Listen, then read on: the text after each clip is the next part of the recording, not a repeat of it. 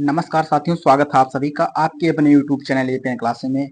आज हम लोग बिहार एसएससी बिहार कर्मचारी चयन आयोग का सेट नंबर 1 करने जा रहे हैं, जिसमें हम लोग देखेंगे सामान्य जानकारी, जनरल अवेयरनेस, जिसके हम लोग के पता है हम लोग को 50 क्वेश्चन आते हैं और इसका हम लोग का सेट नंबर 1 है। ये हमारा सेट नंबर 1 है। आज से हम लोग daily general awareness Bihar SSC का एक सेट देखेंगे, जिसमें हमारे टोटल 50 क्वेश्चन होंगे, जो कि हमारा ये आपका इंटर स्तरीय है। ठीक है, इंटर स्तरीय संयुक्त प्रतियोगिता परीक्षा है। इसमें आप लोग को पता है कि इसमें बिहार एसएससी के इसमें टोटल 150 क्वेश्चन पूछे जाते हैं, जिसमें 50 क्वेश्चन जीके जीएस का होता है, जो कि अपने आप में बहुत ही इंपॉर्टेंट होता है। अगर इस पे आपकी कमांड अच्छी है तो आपका रिजल्ट पक्का होने वाला है। तो आइए हम लोग बिना किसी देरी के स्टार्ट करते हैं। सेट नंबर 1 का ये 51 नंबर से क्वेश्चन स्टार्ट है, तो इसका हम लोग देखेंगे आज, जो कि 51वां क्वेश्चन है।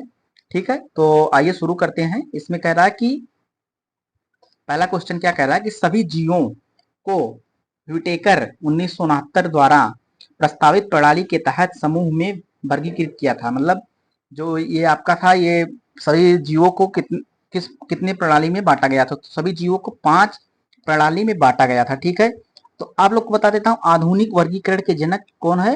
आधुनिक वर्गीकरण के जनक कैरोलिस लीनियस को कहा जाता है। ठीक है, जो व्हिटेकर थे इन्हें 5 जगत में वर्गीकरण किया था, जो कि आपके कौन कौन थे। ये थे आपका, एक पहला था आपका मुनेरा, कौन था मुनेरा, और एक था आपका प्रोटिस्टा, मुनेरा प्रोटिस्टा, और पादप पादप और एक जंतु।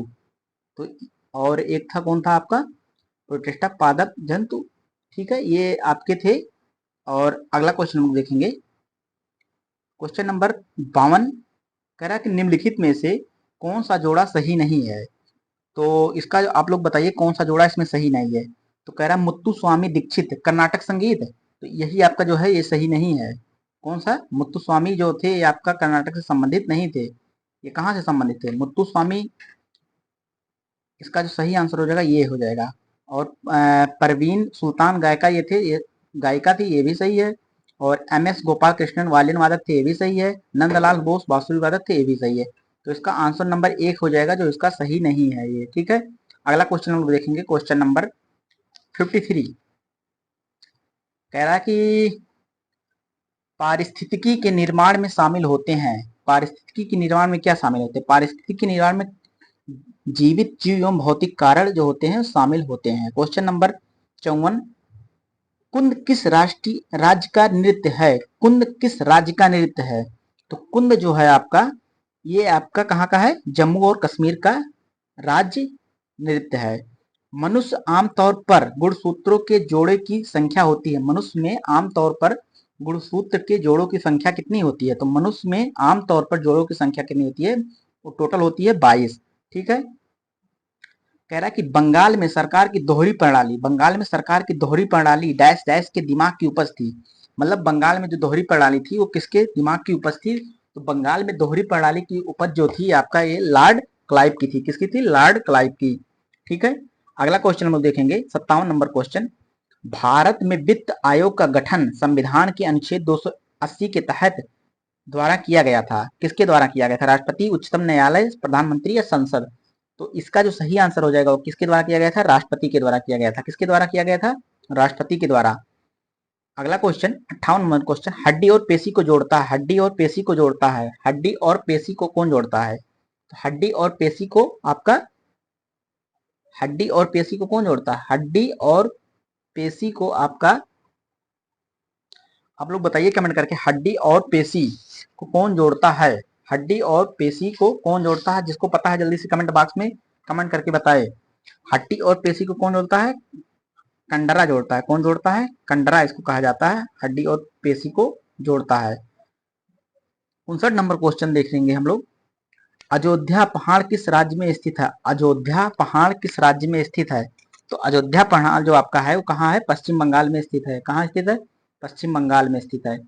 ओडिसी नृत्य का पूर्ववर्ती नाम क्या था। ओडिसी नृत्य को पहले क्या कहा जाता था, ओडिसी नृत्य का पूर्व नाम क्या था, गोतीपुआ क्या था? गोतीपुआ इसका ओडिसी नृत्य का पूर्व नाम था गोतीपुआ। 61 नंबर क्वेश्चन, निम्नलिखित नदियों में से कौन सी सबसे लंबी है? निम्नलिखित नदियों में से कौन सबसे लंबी नदी पूछ रहा है, बड़ी नहीं पूछ रहा, लंबी पूछ रहा है। तो लंबी नदियों में आपका कौन सा है सबसे बड़ी? आपका है ये अमेजन। कौन है सबसे बड़ी, सबसे लंबी? अमेजन है। 65 नंबर क्वेश्चन, भारत भारत के केंद्र शासित प्रदेशों का गठन इसीलिए किया गया है क्योंकि वो मतलब केंद्र शासित प्रदेश यूटी क्यों बनाया गया है? तो यूटी इसलिए बनाया गया था क्योंकि राज्य बनाने के बहुत छोटे प्रांत होते थे, उसीलिए बनाया था। राज्य बनाने के लिए बहुत छोटे होते थे, मतलब इतने छोटे होते थे कि इन्हें राज्य नहीं बना सकते थे, इसीलिए इन्हें यूटी बना दिया गया था। ठीक है। 63 क्वेश्चन हम लोग देखेंगे। कैटेनेशन का गुण किसमें सबसे अधिक आसानी से प्रबल होता है? कैटेनेशन का गुण सबसे अधिक आसानी में प्रबल होता है, तो इसका जो सही आंसर हो जाएगा आपका कार्बन में होता है। किसमें होता है? कार्बन में। किसमें? कार्बन में। ठीक है। अगला क्वेश्चन हम लोग देखेंगे। स्वाद में खट्टे स्वाद में खट्टे खाद्य पदार्थों की प्रकृति होती है। जो खट्टा होता है उसको मतलब उसको क्या होता है? उसमें क्षारीय होता है, अम्लीय होता है, उदासीन होता है या क्षारकीय होता है? तो स्वाद में जो खट्टे फल होते हैं वो क्या होते हैं, कैसे होते हैं? आपका अम्लीय होते हैं। कैसे होते हैं? अम्लीय। क्वेश्चन नंबर 65 हम लोग देखेंगे। बहिर्वेदी चट्टान एक प्रकार की होती है। बहिर्वेदी चट्टान एक प्रकार की होती है। जीवाश्म चट्टानें, अग्नीय चट्टानें, अवसादी चट्टानें या कायांतिक चट्टानें? तो बहिर्वेदी आपका जो चट्टानें होती हैं वो कैसी होती हैं? अग्नीय चट्टान का हिस्सा होती हैं। ठीक है। अगला क्वेश्चन हम लोग देखेंगे। 66 नंबर क्वेश्चन, भारतीय संविधान की 8वीं अनुसूची में भाषाएं शामिल हैं। भारतीय संविधान की 8वीं अनुसूची में कितनी भाषाएं शामिल है? तो उसमें टोटल 22 भाषाएं शामिल हैं। ठीक है। क्वेश्चन नंबर 67, एक यंत्र जिसका उपयोग परिपथ में विद्युत धारा को मापने के लिए किया जाता है कहलाता है। एक यंत्र जिसका उपयोग विद्युत धारा को मापने के लिए किया जाता है उसको क्या कहा जाता है? तो उसको कहा जाता है क्या? उसको कहा जाता है अमीटर, एमीटर। ठीक है। क्या कहा जाता है? एमीटर। 68 नंबर क्वेश्चन, क्वेश्चन कह रहा है किसी क्षेत्र की जैव विविधता के बेहतर मापक हैं।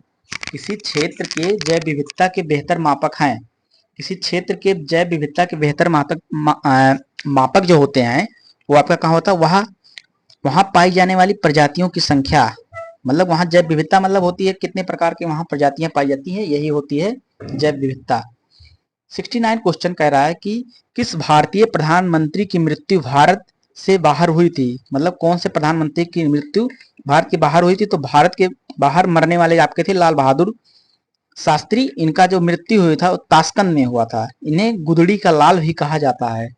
ठीक है। गुदड़ी के लाल मतलब अपने खानदान में प्रधानमंत्री कुछ बनने वाले पहले था ये। ठीक है। अगला क्वेश्चन देखेंगे। 70 नंबर क्वेश्चन पे हम लोग पहुंच चुके हैं।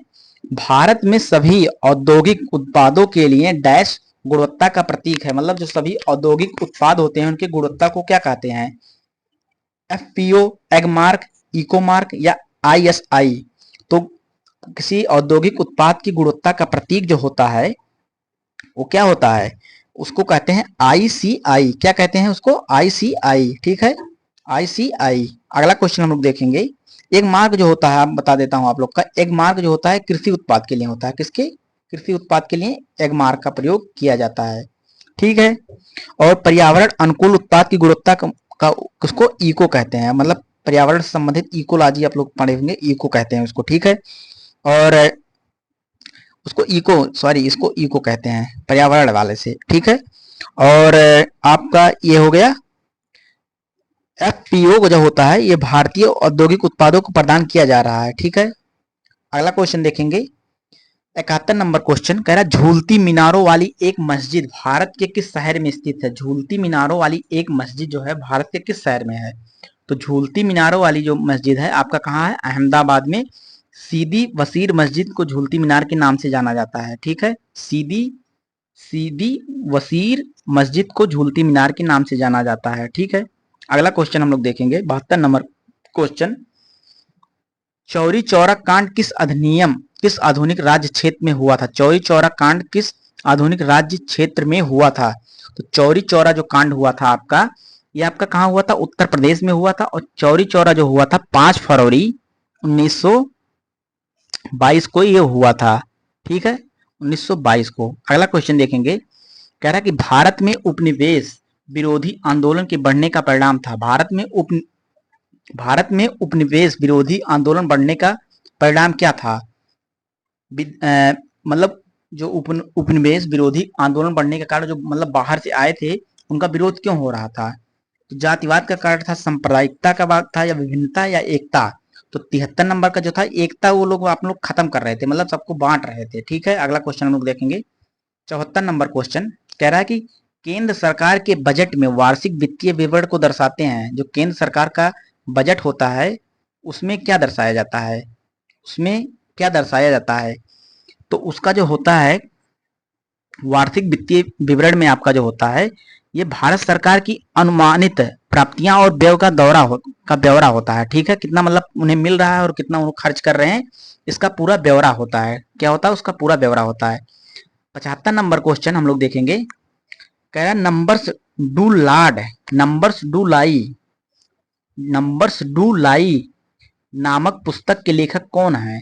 नंबर्स डू लाई जो नामक पुस्तक के जो लेखक हैं वो कौन है? आकाश चोपड़ा जी हैं। ठीक है, कौन है? आकाश चोपड़ा एक क्रिकेटर हैं, जो कि आप लोग इन्हें कमेंट्री करते हुए बहुत सुने होंगे, अच्छा कमेंट्री करते हैं। ठीक है, निम्नलिखित में से कौन सा एक प्रोग्रामिंग भाषा नहीं है? सी, सी प्लस प्लस, या फ्रंट लाइन, या जावा? तो आप लोग जावा सुने होंगे, सी प्लस प्लस सुने होंगे, लेकिन आप लोग क्या नहीं सुने हैं? तो फ्रंट लाइन जो होता है, फ्रंट लाइन ये आपका नहीं होता है। आप लोग सी भी सुने होंगे, लेकिन फ्रंट लाइन कुछ नहीं होता है। ठीक है, ये ठीक है, फ्रंट लाइन अंग्रेजी भाषा रखी एक पत्रिका है। ठीक है, अगला क्वेश्चन हम लोग देखेंगे, क्वेश्चन नंबर 77 कह रहा है कि किसी आंख, कान, नाक तथा गले का निरीक्षण करने के लिए डॉक्टरों द्वारा कौन सा दर्पण प्रयोग किया जाता है? मतलब जैसे नाक, कान, गले में होता है, उसको बड़ा करके देखने के लिए इस्तेमाल किया जाता है, तो कौन सा दर्पण का इस्तेमाल किया जाता है? तो उसका जो सही आंसर हो जाएगा आपका, वो अवतल दर्पण का इस्तेमाल किया जाता है। किसका प्रयोग किया जाता है? अवतल दर्पण का प्रयोग किया जाता है। बिहार की द्वितीय राजभाषा क्या है? बिहार की द्वितीय राजभाषा आपका उर्दू है। क्या है? बिहार की द्वितीय राजभाषा उर्दू है। हजारीबाग में हजारीबाग में बिहारी स्टूडेंट कॉन्फ्रेंस का 16वां अधिवेशन हुआ था। हजारीबाग में जो हुआ था बिहारी स्टूडेंट कॉन्फ्रेंस का 16वां अधिवेशन कब हुआ था? तो हजारीबाग में जो आपका बिहारी स्टूडेंट कॉन्फ्रेंस का 16वां अधिवेशन 1921 में हुआ था। कब हुआ था? 1921 में। बिहार में गया संग्रहालय की स्थापना कब हुई थी? बिहार में गया संग्रहालय की स्थापना जो हुई थी आपका 1970 में हुई थी। कब हुई थी? 1970 में। ऑक्सीजन युक्त रक्त का संचरण द्वारा होता है। ऑक्सीजन युक्त रक्त का संचरण किसके द्वारा होता है? तो ये आपका होता है फुफ्फुस शिरा के द्वारा होता है। फुफ्फुस शिरा के द्वारा ऑक्सीजन युक्त रक्त का संचरण होता है। ठीक है, अगला हम लोग देखेंगे क्वेश्चन नंबर 82। हम लोग पहुंच चुके हैं क्वेश्चन नंबर पर। कह रहा है विश्व की सबसे लंबी नदी कौन सी है? अभी हम लोग पढ़े थे, तो विश्व की सबसे लंबी नदी जो है आपका, वो आपका कौन सा है? वो आपका है नील नदी, लेकिन उसमें ऑप्शन में नील नदी नहीं था, तो उसमें हम अमेजन लगाए थे। ठीक है, यहाँ नील नदी है, तो विश्व की सबसे लंबी नदी नील नदी है। 83 क्वेश्चन हम लोग देखेंगे, पृथ्वी की प्राकृतिक आकृतियों को दर्शाने वाले मानचित्रों को कौन सा मानचित्र कहा जाता है? पृथ्वी की प्राकृतिक जो होता है, जो जो प्राकृतिक मैप आप लोग पढ़े होंगे, मैप कितने प्रकार के होते हैं? मैप आप लोग बताइए कमेंट करके कितने प्रकार के होते हैं। तो जो प्राकृतिक आकृतियों को दर्शाते हैं उनको क्या कहा जाते हैं? उनको कहते हैं उच्चावच। ठीक है, उच्चावच कहा जाता है। ठीक है, अगला क्वेश्चन हम देखेंगे, रैयतवाड़ी व्यवस्था विकसित किसने की थी? रैयतवाड़ी व्यवस्था जो आपका था, ये आपका थॉमस मुनरो ने किया था। कौन किया था? Thomas Munro. मैकेंजी आप लोग कौन से किया था, और डलहौजी ने किया था? आप लोग कमेंट बॉक्स में कमेंट करके बताइए। पल्लवों की राजधानी क्या थी? दक्षिण भारत के जितने राज्य और उनकी राजधानी, और कौन उसके मतलब पहले राजा थे, कौन उसकी स्थापना की थी, ये बहुत ही इंपॉर्टेंट आता है। इसके लिए मैं आप लोग के लिए अलग से वीडियो लेकर आऊंगा। तो पल्लव की राजधानी जो आपकी थी वो क्या थी पूछ रहा है। तो पल्लव की जो राजधानी थी वो क्या थी? कांचीपुरम थी। क्या थी? कांचीपुरम पल्लव की राजधानी थी। अगला क्वेश्चन देखेंगे, कह रहा लोकसभा की अध्यक्षता कौन करता है? तो लोकसभा का जो अध्यक्षता करता है वो कौन करता है? वो करता है स्पीकर करते हैं। लोकसभा की अध्यक्षता स्पीकर करते हैं। 87 क्वेश्चन पे हम लोग पहुंच गए हैं। भारत की राज्यसभा में कुल कितने सदस्य होते हैं? तो भारत की राज्यसभा में जो आपके होते हैं, इसमें कुल कितने सदस्य होते हैं? इसमें 245 सदस्य होते हैं। ठीक है। देश की सरकार द्वारा पैसे को विनिमय के माध्यम के रूप में स्वीकार बनाते हैं, तो उसका सही आंसर क्या होगा? उसको क्या कहते हैं? देश की सरकार द्वारा डैश पैसे को विनिमय के माध्यम के रूप में स्वीकार बनाते हैं, उसको क्या कहेंगे? तो उसको कहेंगे हम लोग, क्या कहेंगे? प्राधिकरण है। क्या कहेंगे? प्राधिकरण। अगला क्वेश्चन देखेंगे। आयात पर आयात पर कर निम्नलिखित में से किसका उदाहरण है? जो आयात होता है उस पर जो कर लिया जाता है उसको क्या कहते हैं? तो आयात पे जो कर लिया जाता है उसको क्या कहते हैं? व्यापार अवरोध। मतलब अगर आप आयात पे कर ले रहे हैं तो आपका जो व्यापार होगा उसमें अवरोध आएगा, तो उसको व्यापार अवरोध कर कहते हैं। क्वेश्चन नंबर 90 पे हम लोग पहुंच चुके हैं। कह रहा है कि मधेसी जनजाति भारत तथा उसके पड़ोसी देश मधेसी जनजाति भारत तथा उसके पड़ोसी देश डैश से संबंधित है। मधेसी जनजाति भारत और किससे संबंधित है? नेपाल में भी मधेसी जनजाति पाई जाती है। 91 नंबर क्वेश्चन कह रहा है कि केन नदी निम्नलिखित में से किसकी सहायक नदी है? केन जो होता है आपका किसकी सहायक नदी है? तो केन आपका जो है ये आपका यमुना की सहायक नदी है। यमुना किसकी सहायक नदी है? गंगा की सहायक नदी है। ठीक। अगला क्वेश्चन देखेंगे। बोर्न कह रहा है कि again born again on the mountain नामक पुस्तक किसने लिखी थी? Born again on the mountain नामक पुस्तक के लेखक कौन है? तो इसके जो पुस्तक के लेखक हैं कौन है? ये आपका अरुणिमा सिन्हा जो थी, इन्हें एक हादसे में इन्होंने अपना दोनों पैर गवा दिया था और इन्होंने काफी पर्वतों की चढ़ाई की है। तो ये आप लोग इनकी जो बुक है born again on the mountain, मतलब दोबारा इन्होंने ट्रैक के बीच में फेंक दिया था। ठीक है, मारकर इनके पैर कट गया था, तो मतलब इनका जन्म दोबारा हुआ है ऑन द माउंटेन, इन्होंने बुक लिखी है। 93 क्वेश्चन हम लोग देखेंगे। निम्नलिखित में से किस राज्य का सर्वाधिक वन क्षेत्र है? निम्नलिखित में से किस राज्य का सबसे अधिक वन क्षेत्र है? जो होता है जो वन क्षेत्र आपका जो है मध्य प्रदेश का है। अगर परसेंटेज में देखा जाए तो मिजोरम का होता है। सबसे ज्यादा वन क्षेत्र परसेंटेज में मिजोरम का है, और वैसे वन क्षेत्र आपका मध्य प्रदेश में सबसे ज्यादा वन एरिया के हिसाब से वन क्षेत्र मध्य प्रदेश का है, वो परसेंटेज में आपका मिजोरम का है। कह रहा है केरल की नाव दौड़ किस त्योहार की विशेषता है? केरल में जो नाव की दौड़ होती है वो किस त्योहार की विशेषता होती है? तो केरल में जो नाव की दौड़ होती है वो आपका कहाँ होती है? ओणम के समय की जाती है। ओणम के समय नाव प्रतियोगिता होती है। क्वेश्चन नंबर 95 हम लोग देखेंगे। बाम्बायाला देवी किस खेल से जुड़ी हैं? कह रहा है कि बाम्बायाला देवी किस खेल से जुड़ी हुई हैं? तो बाम्बायाला आपका जो है ये आपका तीरंदाजी से जुड़ी हुई है। कह रहा है कि पहले सुरक्षा एलिवेटर का आविष्कार किसने किया था? पहले सुरक्षा एलिवेटर का आविष्कार किसने किया था? तो पहले सुरक्षा एलिवेटर का आविष्कार जो हुआ था एलिसा ओटिस ने किया था। एलिसा ओटिस ने पहले सुरक्षा एलिवेटर का आविष्कार किया था। 97 नंबर क्वेश्चन हम लोग देखेंगे। प्रधानमंत्री सुरक्षा बीमा योजना की वार्षिक प्रीमियम रुपए में कितनी है? प्रधानमंत्री सुरक्षा बीमा योजना जो होती है उसमें लोगों को कितना रुपए वार्षिक, मतलब पूरे साल में कितना रुपया आप लोग को दिया जाता है? तो प्रधानमंत्री सुरक्षा बीमा योजना में आप लोग को 12 रुपया वार्षिक प्रीमियम है। कितना है? 12 रुपया वार्षिक प्रीमियम है। ठीक, प्रतिवर्ष है दिया जाता है। ठीक है, इसमें क्या होता है? प्रधानमंत्री बीमा योजना सरकार द्वारा समर्थित दुर्घटना बीमा योजना होता है। इसमें क्या होता है? करों के बिना इसका प्रीमियम राशि 12 रुपया प्रतिवर्ष है। इसे वस्तु और सेवा कर जीएसटी से छूट दी गई है। यह बीमा योजना बैंक खाता के साथ 18 से 70 वर्ष की आयु के व्यक्तियों के लिए उपलब्ध है। मतलब आपका 12 रुपया जो होता है साल में कट जाएगा, 1 रुपया महीना कटेगा। अगर आप लोग इसे बीमा करा लेंगे बैंक में तो कटेगा आराम से आप लोग का। लेकिन आप लोग 18 से 70 के बीच में अगर आपका एक्सीडेंट हो जाएगा, कुछ हो जाएगा, तो आपको एक मुश्त आपके घर को राशि मिलेगी 5 लाख रुपए। ठीक है, अगला क्वेश्चन 1 लाख मिलती है, सॉरी 1 लाख रुपए इसमें आपके परिवार को मिलेगा। क्वेश्चन नंबर 98 हम लोग पहुंच गए हैं। हरित गृह ग्रीन हाउस प्रभाव क्या है?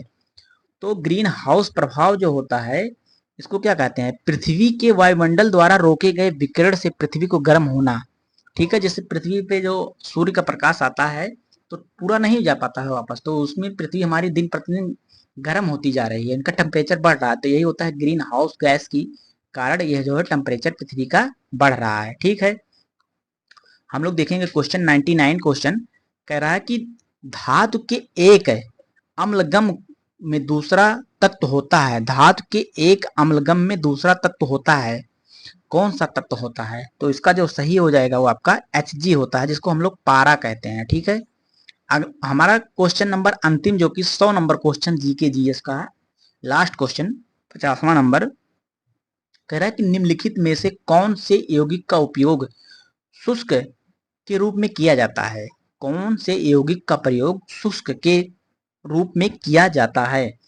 तो हमारा जो इसका सही आंसर हो जाएगा कैल्शियम ऑक्साइड शुष्क कारक एक रसायन है जिसका प्रयोग विलयन में विद्यमान कार्बनिक यौगिक में से जल को निष्कासित करने के लिए किया जाता है, मतलब उसको सुखाने के लिए किया जाता है।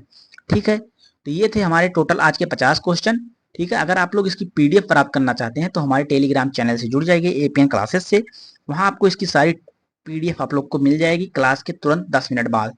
ठीक है, मिलेंगे हम लोग सेट नंबर 2 में, तब तक आप लोग अपना ध्यान रखिए और पढ़ते रहिए। जय हिंद, जय भारत।